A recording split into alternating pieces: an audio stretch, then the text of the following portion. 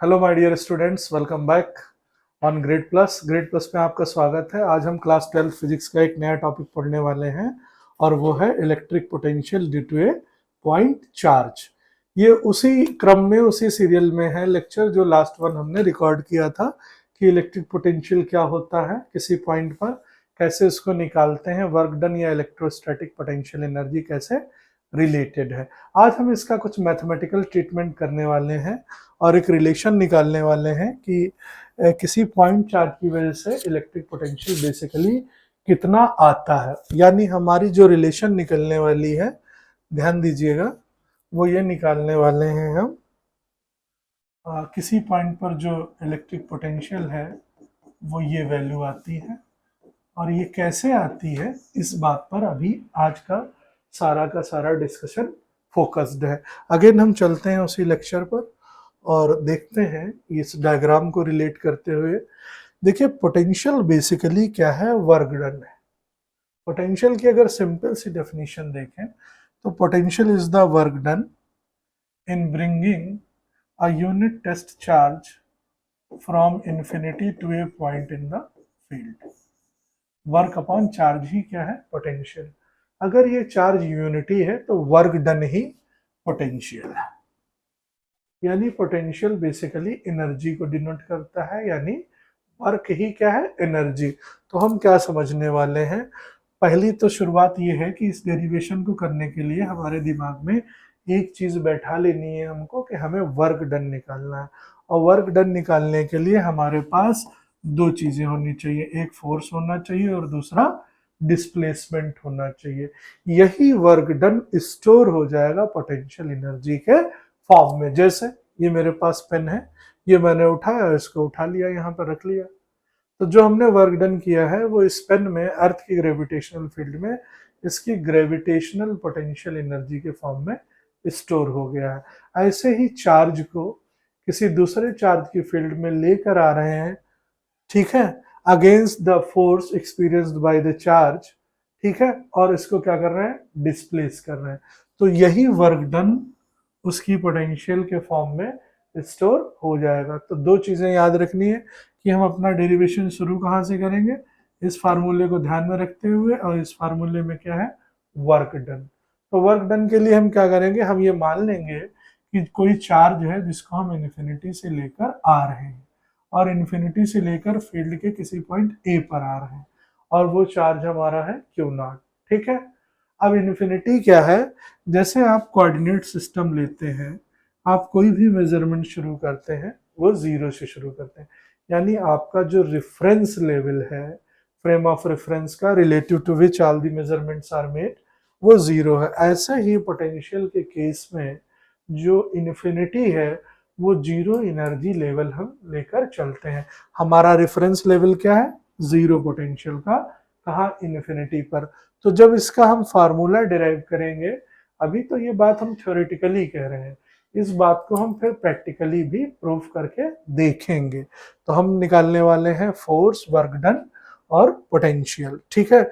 हम इस मेथड से नहीं जाएंगे, थोड़ा इजियर प्रीवियस नॉलेज को कनेक्ट करते हुए हम करने वाले हैं। आप ये जानते हैं कि अगर ये दो पॉइंट हैं, इनके बीच में आपको किसी चार्ज को मूव कराना है, यानी ए से कहाँ जाना है आपको, बी पर, तो work done against the field आपको पिछले टर्म में हमने पढ़ाया है। Work done in carrying the charge from A to B, आप क्या करते हैं, वर्क डन का formula force into displacement. Displacement मान लेते हैं, ए से बी तक जाने में हम स्मॉल स्मॉल पार्ट्स में जाते हैं और वो स्मॉल पार्ट्स dx थिकनेस के हैं। ये स्ट्रिप क्या है, dx।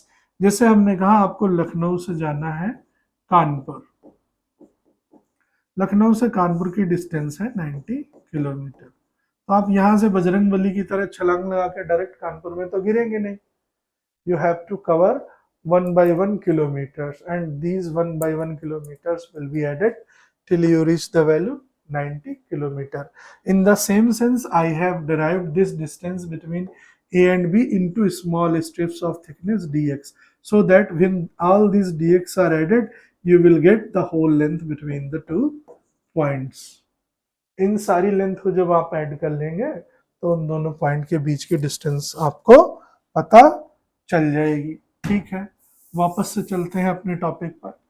फोर्स लगाना है आपको और इस चार्ज ने अपनी फील्ड सेटअप कर रखी है। ये हमारा सोर्स चार्ज है, इसका मैग्नीट्यूड बहुत बड़ा है और इसकी फील्ड बहुत स्ट्रांग है। आप जो टेस्ट चार्ज लेकर आ रहे हैं, टेस्ट स्पेसिमेन हमेशा छोटा होता है, इसकी अपनी फील्ड इसके कंपैरिजन में इग्नोरेबल है, हम इग्नोर कर सकते हैं। इसका फोर्स इधर लग रहा है और आपको इसी की फील्ड में इसको लेकर आना है।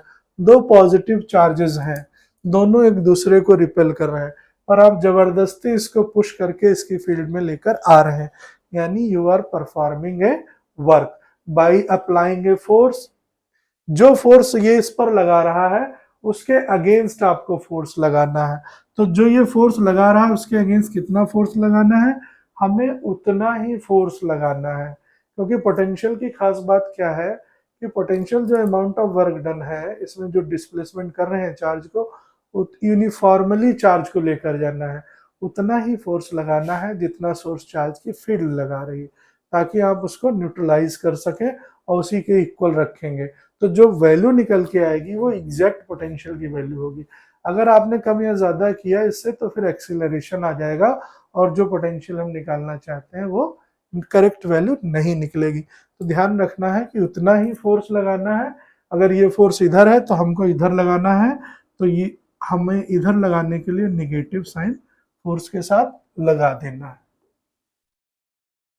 ठीक है, अब इस सोर्स चार्ज का फोर्स किस पर लग रहा है, टेस्ट चार्ज पर। किसी भी चार्ज पर लगने वाला इलेक्ट्रिकल फोर्स का फार्मूला आपने क्या पढ़ा है, QE, और यहाँ पर कौन सा चार्ज है, Q0। तो यानी F की वैल्यू आप क्या लिख सकते हैं, -Q0 इंटू E dx। और इस ये सारा काम आप कर किस में रहे हैं, A से B तक जाने में, यानी इन dx को ऐड करने के लिए आपने इंटीग्रेशन की मदद ले ली। ये वर्क डन का फार्मूला मैंने लास्ट लेक्चर में आपको पढ़ाया था।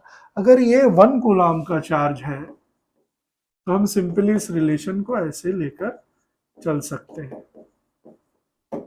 ठीक है, इनकी डायरेक्शंस भी हैं, आप यहाँ वेक्टर भी पुट कर सकते हैं, और वर्क डन तो स्केलर क्वांटिटी है। ये फार्मूला हमें दिमाग में रखते हुए काम करना है कि work done between 2 points in a field in carrying a charge is equal to negative of line integral of electric field। ठीक है, अब ये मान लेते हैं, हम अपना एक डायग्राम बनाएंगे। ठीक है, अब हम ये मान लेते हैं कि हम करना क्या चाहते हैं, हम इस पॉइंट पर इस चार्ज को लेकर आना चाहते हैं, इस चार्ज को इस पॉइंट पर, और आने के लिए हमें ए से जाना पड़ेगा, बी से जाना पड़ेगा, ऐसे ही बहुत सारे बीच में जितने भी पॉइंट हैं उनको हमें कवर करते हुए कहाँ जाना है, पी पर जाना है। यानी जहां पोटेंशियल फाइंड करना है वो पॉइंट क्या है हमारा, पॉइंट पी। यानी पॉइंट पी तक उस चार्ज को लाने में वर्क डन कितना किया है, through the small distances dx displacement, और ए टू बी भी इसमें कन्वर्टेड रहेगा। और लेके कहाँ से आ रहे हैं, इन्फिनिटी से लेकर कहाँ जाना है, आर पर। तो हमारी जो लिमिट ऑफ इंटीग्रेशन ए और बी थी, अब हमारे लिए ए हो इन्फिनिटी हो गया और हमें कहाँ आना है, पी पर। तो हमारी लिमिट ऑफ इंटीग्रेशन अब क्या होने वाली है, इन्फिनिटी से आर आना है और ई डॉट dx।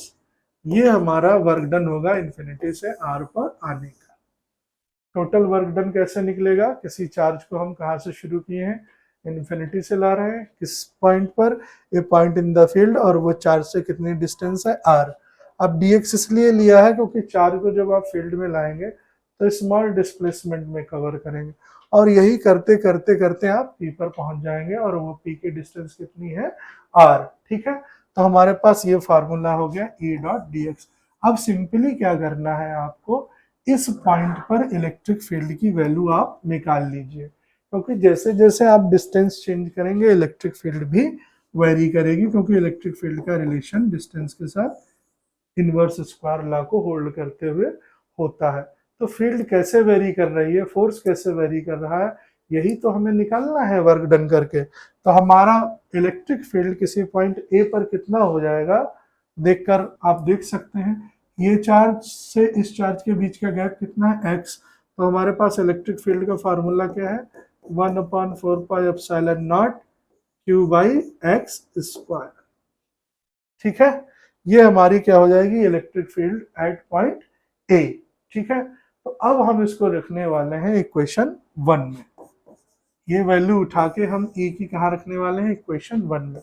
तो work done from infinity to R कितना हो जाएगा, माइनस इन्फिनिटी टू आर।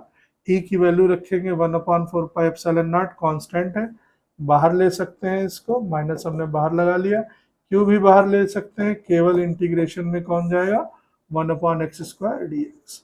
अब ये सिंपल मैथमेटिकल इंटीग्रेशन है, जो लोग मैथमेटिक्स के स्टूडेंट हैं या नहीं भी हैं वो जानते होंगे कि मैं यहाँ पे लिख देता हूँ, ऊपर का थोड़ा सा यहीं पे अच्छा लिख देता हूँ। Integration x to the power n dx होता है x to the power n+1/n+1। जो भी पावर है n, उसमें एक ऐड कर देना है, पावर से ही डिनोमिनेटर बनाते हुए डिवाइड कर देना है।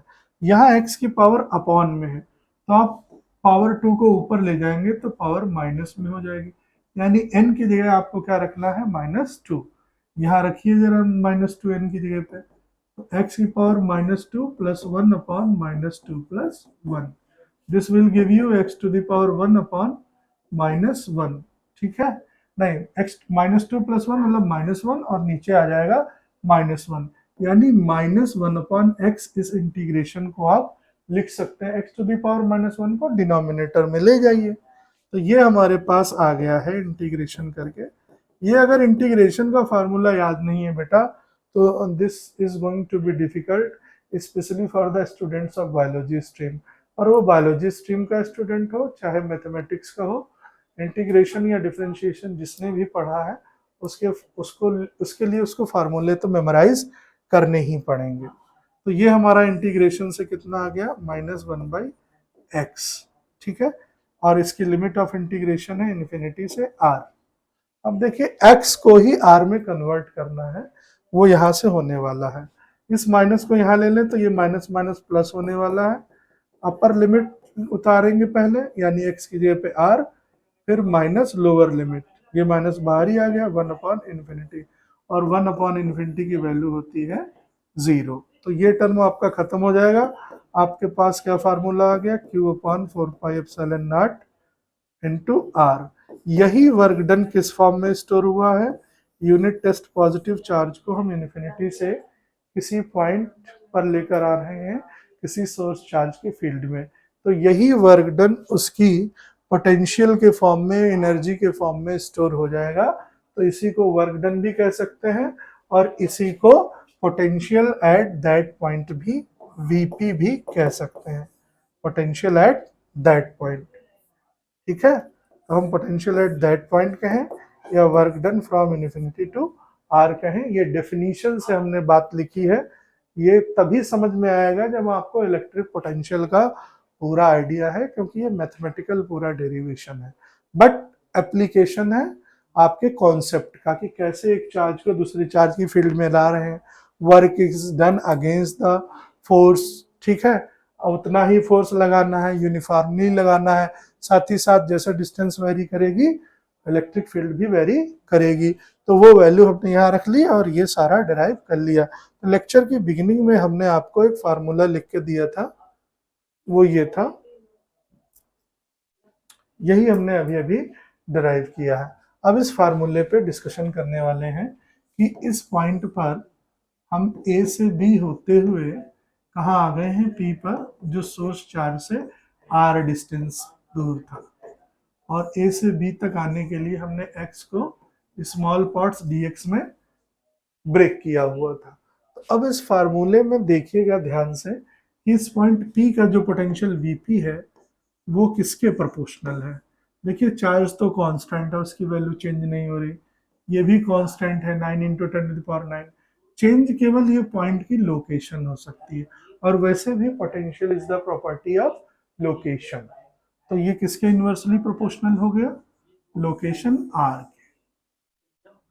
तो पोटेंशियल किसके इन्वर्सली प्रोपोर्शनल है, पोजीशन क्या है उस चार्ज की फील्ड में, कितने डिस्टेंस पर वो लोकेटेड है। ठीक है, तो अब आप ये देखिए कि अगर आर चेंज नहीं हो रहा है तो पोटेंशियल भी चेंज नहीं होगा। यहाँ एक नोट है जो आप प्रीवियस ईयर के सीबीएसई या आईएससी के पेपर करेंगे, उसमें इस रिलेशन से रिलेटेड एक क्वेश्चन है, the potential due to a point charge is spherically symmetric. किसी पॉइंट चार्ज की वजह से पोटेंशियल जो होता है वो स्फेरिकली सिमेट्रिक होता है। सिमेट्री का मतलब क्या है, एक जैसा। अब यहीं से एक कॉन्सेप्ट शुरू हो जाता है इक्विपोटेंशियल सरफेस का, एक ऐसी surface where at each and every point the potential is same. अब देखिए इसी को हम ड्रॉ करने वाले हैं। किसी चार्ज को अगर आप सेंटर ले लें, ठीक है, और इससे r डिस्टेंस पर चले जाएं और एक आप स्फेरिकल सरफेस ड्रॉ कर दें, आर अगर चेंज नहीं हो रहा तो इस पॉइंट पर, इस सरफेस पर जितने भी पॉइंट होंगे सबका पोटेंशियल क्या होगा, सेम, क्योंकि वो चार्ज से क्या है, इक्वली स्पेस्ड है, इक्वल डिस्टेंस पर है। हर एक पॉइंट की वैल्यू, हर एक पॉइंट की वैल्यू, मान लेते हैं ये पॉइंट ए है, ये भी कितनी ही दूर है आर, ये पॉइंट बी है, ये भी कितनी दूर है आर, ये पॉइंट सी है, ये भी कितना दूर है आर। तो इस तरीके से एक सिमेट्रिकल सरफेस ड्रा हो गई है अराउंड ए पॉइंट चार्ज, ठीक है। तो ये स्फेरिकल सिमेट्री शो करता है। इसका मतलब ये सरफेस पे कहीं भी आप जाइए, हर जगह पोटेंशियल की वैल्यू सेम है, और ऐसी सरफेस को कहते हैं इक्विपोटेंशियल सरफेस। ये इंपॉर्टेंट टॉपिक है, आपके बोर्ड में भी पूछा जाता है कि इक्विपोटेंशियल सरफेस क्या होती है। तो ध्यान दीजिएगा कि इसी पॉइंट चार्ज की वजह से जो पोटेंशियल होता है वो स्फेरिकल सिमेट्री रखता है। लेकिन जब यही चीज आप कैलकुलेट करेंगे डाइपोल के साथ, इलेक्ट्रिक डाइपोल के साथ, तो वो स्फेरिकल सिमेट्री ना रख के एक्सियल सिमेट्री रखता है। The potential of a dipole is axially symmetric. ये बहुत इंपॉर्टेंट नोट्स हैं, ये जेई मेंस और नीट के लिए भी ध्यान रखने हैं कि the potential due to an electric dipole is axially symmetric about the axis of the dipole, about dipole axis। और इसके लिए कंडीशन ये है कि जो पोजीशन पार्टिकल की है, पोजीशन है जहाँ पर हमें पोटेंशियल निकालना है, वो डिस्टेंस नहीं चेंज होनी चाहिए, और उस पॉइंट का डाइपोल के साथ क्या ओरिएंटेशन है, एंगल क्या है, वो चेंज नहीं होना चाहिए। तो ये बात हम कह सकते हैं कि the potential due to an electric dipole is axially symmetric. ये अभी हम टॉपिक कवर करने वाले हैं, और ये टॉपिक कवर करेंगे कि इलेक्ट्रिक पोटेंशियल किसी भी पॉइंट पर किसी डाइपोल की वजह से कितना होता है, इलेक्ट्रिक डाइपोल। तो इलेक्ट्रिक डाइपोल की वजह से आपने इलेक्ट्रिक फील्ड कैलकुलेट कर रखी होंगी ऑलरेडी आपने, ठीक है। तो हम एक वापस चलते हैं अपने नोट पर और देखते हैं इसमें अगर डायग्राम बना है तो आपको शो कर दें कि डाइपोल की वजह से ये हमने डिराइव किया था, वो ये वही वैल्यू आई है W/Q0, और ये रिलेशन आपके सामने लिखा हुआ है 1/4πε0 Q/r, तो जो हमने ये बताया था। अब ये बात भी लिखी है कि electric potential due to a point charges spherically symmetric. अभी अभी जो हमने बात आपको कही थी कि पॉइंट चार्ज की वजह से स्फेरिकली सिमेट्रिक होता है, और कैसे होता है ये हमने आपको डायग्राम बना के दिखाया, और यही से कॉन्सेप्ट आया इक्विपोटेंशियल सरफेस का। इसको बाद में एज ए सेपरेट टॉपिक भी हम कवर करने वाले हैं। ये देखिए आप, ये डिस्टेंस के साथ इसका ग्राफ है, और इन्वर्सली प्रोपोर्शनल का ग्राफ पैराबोलिक टाइप का ही आता है, और इसमें थोड़ा सा स्लोप ज़्यादा रहता है इन्वर्स स्क्वायर में, और केवल इन्वर्स रिलेशन में थोड़ा सा स्लोप कम रहता है। तो अब ये जो अगला टॉपिक है, electric potential due to an electric dipole, तो हम क्या करेंगे, इसको एक दूसरे मेथड से करेंगे। हम किसी जनरल पॉइंट पे निकाल लेंगे डाइपोल के, और उस पॉइंट को अलग अलग लोकेशन पे ले जाएंगे by varying the value of theta. तो इसको पढ़ने के लिए आपको दिमाग में एक चीज ध्यान रखनी है कि इलेक्ट्रिक डाइपोल बेसिकली है क्या, डाइपोल लेंथ क्या होती है और इलेक्ट्रिक डाइपोल मोमेंट क्या होता है। अगर वो चीज़ें याद रहेंगी तो ये डेरिवेशन थोड़ा सा आसान रहेगा। नो डाउट थोड़ा सा मैथमेटिकल कंटेंट है, पर पढ़ते तो स्टूडेंट ही हैं और आप भी अच्छे स्टूडेंट हैं और मुझे पूरी उम्मीद है कि आप बेहतर करेंगे और स्टूडेंट से भी अच्छा। चलिए फिर हम इलेक्ट्रिक डाइपोल पर थोड़ा सा एक डिस्कशन करते हैं। ठीक है, वापस चलते हैं अपनी शीट पर। हम डाइपोल की वजह से एक पोटेंशियल निकालना चाहते हैं, तो पहला हम थोड़ा सा एक ब्रीफ रिव्यू करेंगे कि इलेक्ट्रिक डाइपोल बेसिकली है क्या। देखिए, अगर आप दो सिमिलर चार्जेस ले लेते हैं, if there are two similar charges equal but opposite and they are placed at some distance, then such kind of arrangement is called electric dipole। ठीक है, ध्यान क्या करना है कि आपको माइनस से शुरू करना है, प्लस पे खत्म करना है। क्यों? क्योंकि डाइपोल की स्ट्रेंथ को, डाइपोल की इफेक्टिवनेस को हम डाइपोल मोमेंट के टर्म में डिफाइन करते हैं, और डाइपोल मोमेंट P होता है एक वेक्टर क्वांटिटी जो माइनस क्यू से प्लस क्यू की ओर होता है, और इसको हम ऐसे लिखते हैं वेक्टर P मॉड के साथ। ये हमने स्केलर फॉर्म ही लिखी है, जब मॉड लगा देते हैं तो मैग्नीट्यूड में लिखते हैं। चार्ज आइदर आप द चार्ज ले लीजिए और डाइपोल की लेंथ को मल्टीप्लाई कर दीजिए। यहाँ डाइपोल की लेंथ अगर ले लेते हैं 12, तो ये 12 से मल्टीप्लाई हो जाएगा। ठीक है, तो वापस चलते हैं हम अपने इसी टॉपिक पर। किसी भी जनरल पॉइंट P पर, किसी भी जनरल पॉइंट P पर, ये कोई पॉइंट हम P लिए ले रहे हैं, कोई कलर दूसरा डिफरेंट लिए ले रहे हैं, ये कोई पॉइंट P है। ठीक है, और इसको हमने रिलेट कर लिया यहाँ से, प्लस से भी और माइनस से भी। हमसे ये कहा गया है कि इस पॉइंट P पर आपको इलेक्ट्रिक पोटेंशियल निकालना है। आप हमेशा याद रखिएगा कि डाइपोल की जब भी बात होगी, फाइनल डेरिवेशन में डाइपोल मोमेंट के ही टर्म में आपको चीज़ों को डिफाइन करना है। दूसरा, जब आप डाइपोल के साथ कोई भी एक्सप्रेशन निकालते हैं तो सारे मेजरमेंट विल स्टार्ट, जो सारे मेजरमेंट कहाँ से होंगे? सेंटर ऑफ डाइपोल से। किसी भी डाइपोल के सेंटर से ही आपको सारे मेजरमेंट लेने हैं। क्यों सेंटर से लेने हैं? क्योंकि सेंटर ही एक ऐसी चीज है जो दोनों चार्जेस से इक्वली स्पेस्ड है, इक्वल डिस्टेंस पर है, तो उससे जो मेजरमेंट करेंगे वो बैलेंस्ड और एक्यूरेट होगा। जैसे क्यों ये बात कर रहे हैं, मान लेते हैं हमारे सामने एक स्क्रीन लगी हुई है, ये दो लाइट सोर्सेज हैं जो एक ही लाइन में है, दोनों ही लाइट रेज भेज रहे हैं इस स्क्रीन पर। ठीक है, दोनों ही क्या कर रहे हैं? लाइट भेज रहे हैं स्क्रीन पर, दोनों एक ही लाइन में है, ये इसी के साथ एकदम अलाइंड है। पर आपको फिगर से ही पता चल रहा होगा कि यहां से S1 और S2P की डिस्टेंस S1P से ज्यादा है।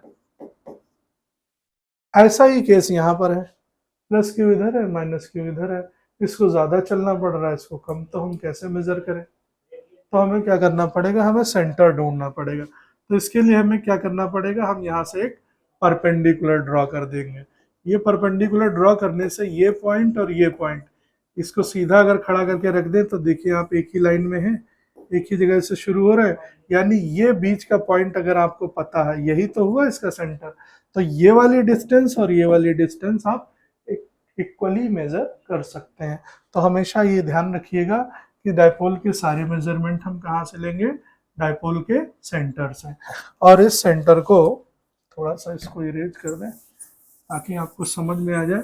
बेटा, फिजिक्स एक अंडरस्टैंडिंग का सब्जेक्ट है, इसको रट्टा मारने की जरूरत नहीं है। देखिएगा ध्यान से, ये सेंटर है इसका O। अब हमने क्या किया है? हमने ये सेंटर को कनेक्ट कर लिया। मान लिया माइनस क्यू से इस पॉइंट P की डिस्टेंस R1 है और प्लस क्यू से R2 है और सेंटर से R है। ठीक है, अब हम क्या करने वाले हैं कि हमें सारे मेजरमेंट कहाँ से लेने हैं? सेंटर से। तो सेंटर आना चाहिए रिलेशन में। ठीक है, तो जब हम इसकी वजह से पोटेंशियल निकालेंगे, इसकी वजह से पोटेंशियल निकालेंगे, चलिए निकाल ही लेते हैं, पहले लिख लेते हैं। हम निकालने वाले हैं potential at point P.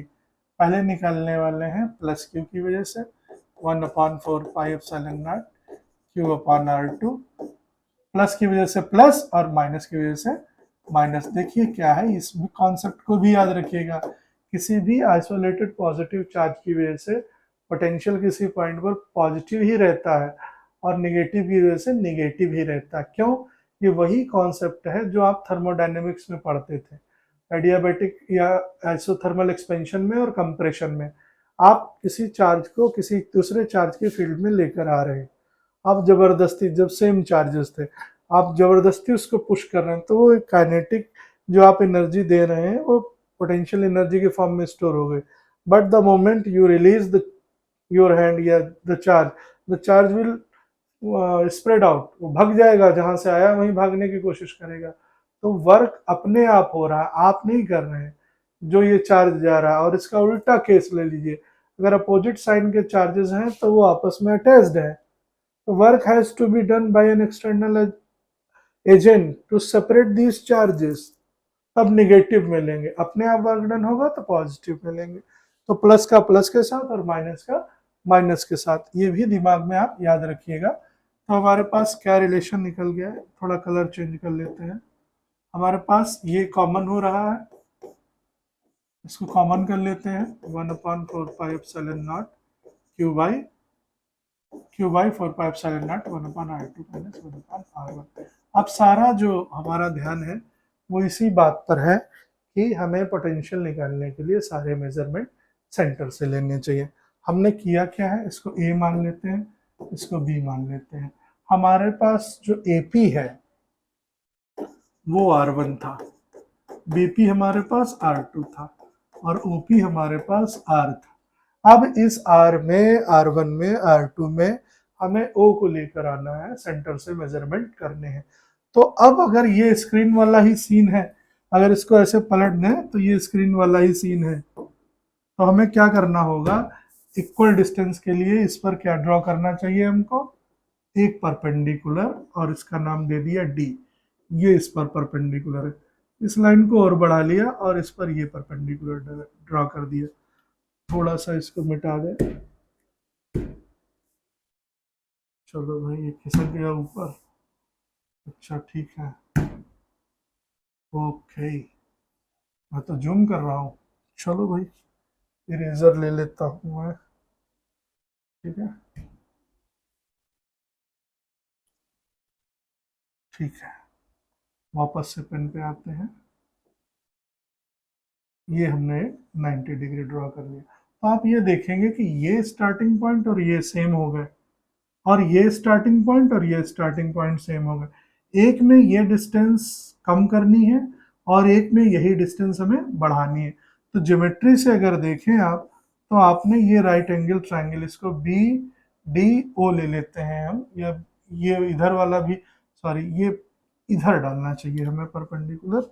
Eraser फिर से हम ले लेते हैं, हम फिर से आपको बना के दिखा रहे हैं, थोड़ा सा क्लियर हो जाएगा। ये हमने ड्रॉ किया डी पर, ये परपेंडिकुलर है, हम बी डी ओ ले रहे हैं।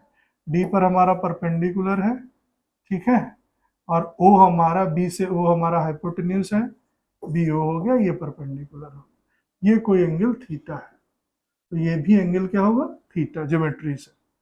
तो आप ये देखिए, ये टोटल लेंथ हमने डायपोल की ले ली 2a, ए बी कितनी लेंथ है 2a, तो सेंटर से इस पॉइंट की डिस्टेंस कितनी हो गई a, यानी ये हमारा a है, हाइपोटेन्यूज हमारा कितना है a, तो ये बेस के साथ क्या आ जाएगा a cos थीटा और परपेंडिकुलर के साथ a sin थीटा। ये सिंपल ज्योमेट्री से है, ट्रिग्नोमेट्री से, इन दोनों का स्क्वायर करके ऐड करेंगे तो आपको हाइपोटेन्यूज की वैल्यू मिलेगी, ठीक है।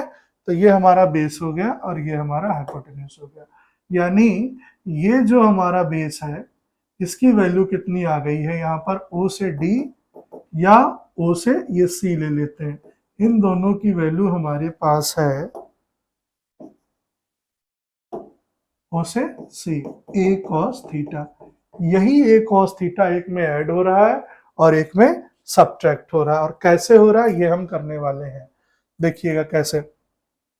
हमने कहा R1 और R2 को टर्म्स में लिखिए और किस टर्म में रखिए, सेंटर के टर्म में।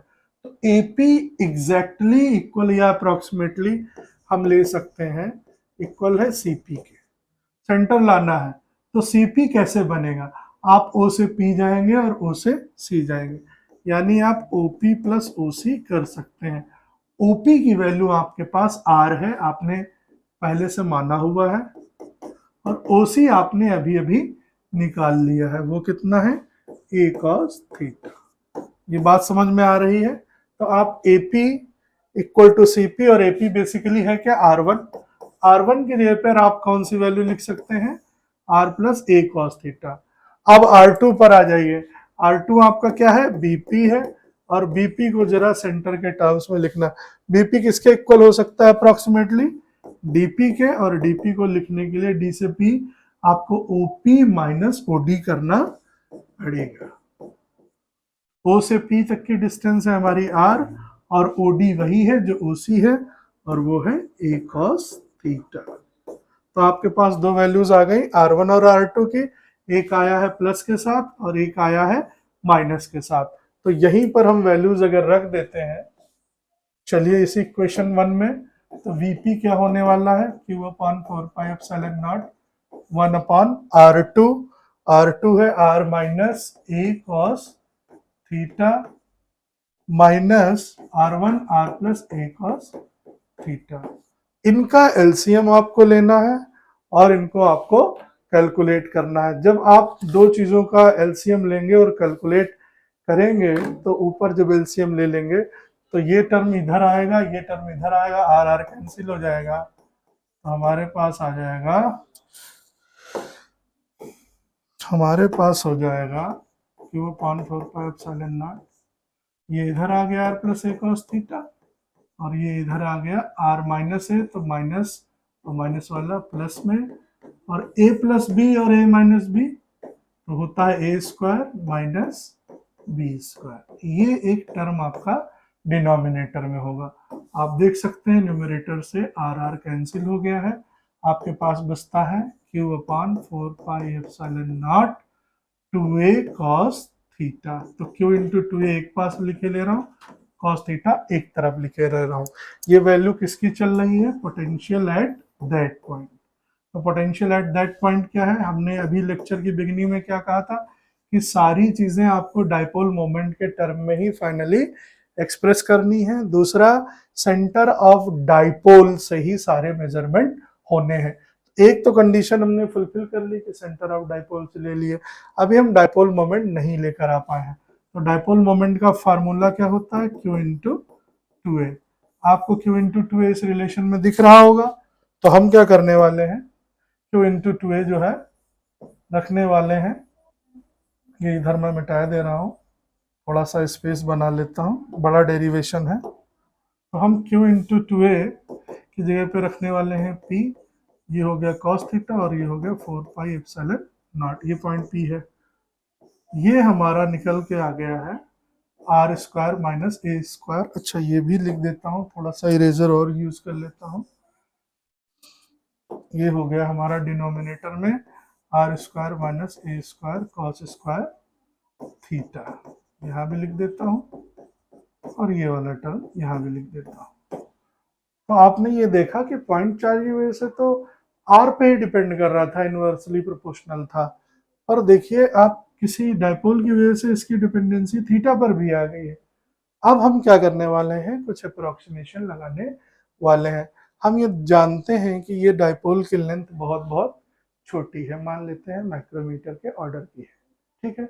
डाइपोल की टोटल लेंथ है 2a, किसी भी छोटी चीज का स्क्वायर और छोटा हो जाता है। जैसे आपसे हमने कहा 0.2 का स्क्वायर कीजिए, तो डेसिमल फिर एक प्लेस और खिसक जाएगा, तो 10 से आप 100 में पहुंच गए। छोटी चीज का स्क्वायर और छोटा होता है, ये बात दिमाग में रखिएगा। अब ये पॉइंट मान लेते हैं यहाँ था बहुत दूर, और सेंटर से और दूर हो गया, मान लेते हैं 10 मीटर की डिस्टेंस पर है, और डाइपोल की जो टोटल लेंथ थी 0.04 थी, और डाइपोल का 2a था 0.04, आपको a रखना है, वो 0.01 हो गया, उसका भी आधा।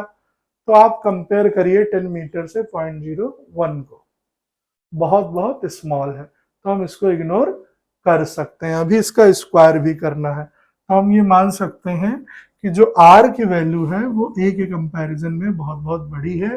Hence a square cos square theta can be ignored, can be ignored. तो Vp कितना आ जाएगा हमारे पास, P cos theta upon 4 pi epsilon not r square. तो P पोटेंशियल किसी पॉइंट पर डिपेंड करता है इनवर्स स्क्वायर के डिस्टेंस के, और साथ ही साथ Vp डिपेंड करता है एंगल पर भी। अब ये एक नई चीज निकल के आई, पॉइंट के केस में ऐसा नहीं था। पॉइंट के केस में सिंपली वो डिस्टेंस पर डिपेंड करता था। अब यहाँ एंगल पर भी डिपेंड कर रहा है और डिस्टेंस के स्क्वायर के इनवर्सली प्रोपोर्शनल है।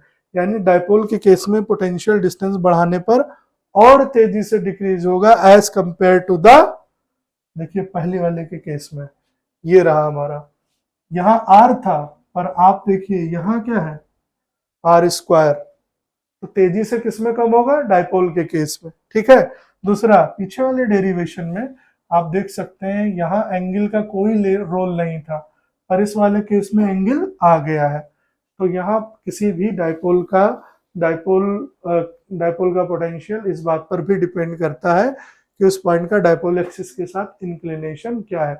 ये किसी जनरल पोजीशन पर हमने इस डायपोल का पोटेंशियल निकाला हुआ है। अब इसी पॉइंट को, डायपोल को हम क्या करने वाले हैं, खिसकाने वाले हैं। फिर से हम डायग्राम बना देते हैं। अभी ये पॉइंट P यहां था, ठीक है, ये माइनस क्यू था और ये प्लस क्यू था, ठीक है, और ये इसके सेंटर्स O था और ये टोटल लेंथ हमने 2a ले रखी थी। ये एंगल थीटा था, बीच में हमने ये B था एक परपेंडिकुलर और ये C था, ये A था और ये B था। अब क्या करने वाले हैं, इस पॉइंट P को इधर ला सकते हैं, यानी इस डायपोल की एक्सिस पर। तो जब आप डायपोल एक्सिस पर ले आए हैं तो इसने कितना एंगल बनाया, 0, क्योंकि इसके साथ ये पैरेलल हो गया। लेकिन कोई बच्चा कह रहा है सर मैं इधर नहीं लाना चाहता हूं, मैं इधर लाना चाहता हूं, तो आप इधर जाएंगे तो एंगल 0 बनाएंगे और इधर आ जाएंगे तो 180 के फेज से आप वापस चले गए। तो इस केस में हम एक केस लगाने वाले हैं कि जब ये पॉइंट P यहां आ जाए या इधर आ जाए तो थीटा की वैल्यू या तो 0 हो जाएगी या 180। तो हम इस फार्मूले को लिख लेते हैं कि पोटेंशियल एट एनी पॉइंट क्या है, P cos theta upon 4 pi epsilon not into r square. पहला केस ले लेते हैं कि थीटा या तो 0 डिग्री है या 180 डिग्री है। तो cos 0 की वैल्यू, cos थीटा कितना, cos 0 यानी 1, और cos 180 जब रखेंगे तो -1। तो एक प्लस का आएगा और एक माइनस का आएगा, तब पोटेंशियल कितना होगा देखिए जरा। तो एक का +1 लिखेंगे, एक का -1, तो हम डायरेक्ट दोनों को साथ साथ लिखे दे रहे हैं। ये हो जाएगा P upon 4 pi epsilon not r square. एक जनरल पॉइंट P पर आपने निकाल लिया, अब उस पॉइंट P को आप कहाँ ले आए, डायपोल की एक्सिस पर, वहां पोटेंशियल मिल गया। यानी डायपोल की एक्सिस पर हम आ गए तो एंगल डिपेंडेंसी खत्म हो गई। केस 2 लिख सकते हैं क्या, अब इस पॉइंट P को उठा के हमने क्या किया है, इसके इक्वेटोरियल पर ले गए हैं। इक्वेटोरियल वो पॉइंट होता है जो डायपोल के सेंटर के ठीक ऊपर हो, यानी यहां से इसकी डिस्टेंस और यहां से इसकी डिस्टेंस क्या है, एग्जैक्टली सेम। तो ये एंगल कितना बना लेगा, 90 डिग्री। तो इस केस में इक्वेटोरियल पे when P lies on equatorial line of dipole, तब क्या हो जाएगा, थीटा हो जाएगा 90 डिग्री और cos 90 होता है 0। तो इसी फार्मूले में आप क्या रखेंगे, cos 90 0, तो पोटेंशियल उस पॉइंट पर 0 होगा। यानी आप अगर सेंटर पर डायपोल के चले गए तो पोटेंशियल क्या हो जाएगा, 0। एक्सीएल पे गए तो एंगल डिपेंडेंसी खत्म हो गए। दूसरा, पिछले वाले सीट में देखिए ध्यान से, जब आप किसी पॉइंट चार्ज की वजह से पोटेंशियल निकाले थे तो वो उस पॉइंट की लोकेशन के इनवर्सली प्रोपोर्शनल था। डायपोल की वजह से निकाल रहे हैं तो डायपोल की वजह से डिस्टेंस के स्क्वायर के इनवर्सली प्रोपोर्शनल है, और साथ ही साथ वो डायपोल एक्सिस के साथ कितना पॉइंट इंक्लिनेशन रखता है एंगल का, उस पर भी डिपेंड करता है। तो ये हो गया एक पॉइंट। दूसरा, हमने अभी लेक्चर के बिगिनिंग में ये कहा था कि पॉइंट चार्ज की वजह से स्फेरिकल सिमेट्री होती है पोटेंशियल की, और डायपोल की वजह से एक्सियली सिमेट्रिक होता है। इस डायपोल को उठा के पूरा पलट दीजिए, बिना आर और थीटा चेंज किए हुए हमें सेम वैल्यू मिलेगी, कुछ भी चेंज होने वाला नहीं है। और इक्विपोटेंशियल सरफेस के केस में हम VP inversely proportional to R लेते हैं। ये दोनों ही पॉइंट बड़े इंपॉर्टेंट हैं, हमेशा ध्यान रखिएगा। और बहुत ही रिलेटेड प्रॉब्लम्स इसमें आपको हर एग्जाम में देखने को मिलेगी, एनसीईआरटी सॉल्व करेंगे उसमें भी मिलेगी। तो ये काफ़ी इंपॉर्टेंट टॉपिक है। ये तब तक आपको समझ में नहीं आएगा जब तक आप पोटेंशियल को ढंग से नहीं पढ़ेंगे, डायपोल को ढंग से नहीं पढ़ेंगे। और ये थोड़ा सा मैथमेटिकल है, तो मे भी समहाउ कि कहीं आपको लगता हो कि आप कंटिन्यूटी ब्रेक कर रहे हैं, पर सीरियसली अगर आप इसको पढ़ेंगे और कही हुई बातों को ध्यान से सुनेंगे तो everything, every concept I have covered in this lecture. In case of doubt आप कमेंट करके पूछ सकते हैं। और इस वीडियो को अगर पसंद आता है तो लाइक करिए, अपने जानने वालों को शेयर कर सकते हैं, सब्सक्राइब कर सकते हैं। Thank you watching grade plus. Have a good day.